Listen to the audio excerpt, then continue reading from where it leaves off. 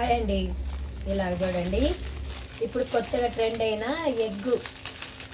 ఎగ్గుతో చేసేది కావాలి కదా, అందుకని ఇది కొనుక్కొచ్చాను. వీడియో చేస్తాను.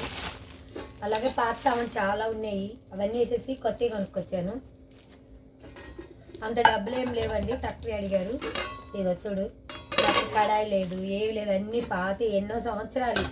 అందుకని కొనుక్కొచ్చాను. వెళ్ళి పాత అన్నీ వేసేస్తా, చాలా ఇంకా ఉన్నాయి, అవి రెండు వేసేసి కొత్తవి కొనుక్కోవాలనుకుంటున్నా. ఈ రాబోయే సంవత్సరంలో అన్నీ కొత్తగా ఉండాలా, నా వీడియోలకి బాగా పోవాలా, నా వీడియోలు అన్నీ చేయాలని ఇవన్నీ చేస్తున్నానండి. ఇది గట్టిగా ఉంది చూసారా. దోసల పెను చిన్నదైనా ఒకే రేట్ అంట, పెద్దదైనా ఒకే రేట్ అంట. పాతవి చాలా సామాన్లు ఉన్నాయి, వేసేసాను. సగం డబ్బులు ఇచ్చానండి, సగం లేదు. బాగుంది కదా పెను, దోసల పెనులా ఇలా పడి ఇక్కడ దాకలేదు. దోశ పోద్దామంటే ఎంతసేపు దోశ రావట్లేదు మళ్ళీ. అందుకోసం దోశ తెచ్చుకున్నా, ఎందుకంటే బియ్యం ఉంటాయి కదా, దోశ పోసుకోవచ్చు ఎప్పుడన్నా అని తెచ్చుకున్నానండి.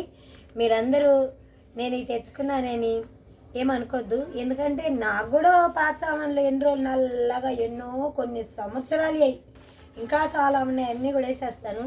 వేసేసి ఏదన్నా కొత్తగా కావాలి తెచ్చుకుంటానండి. ఓకే అన్న, బాయ్.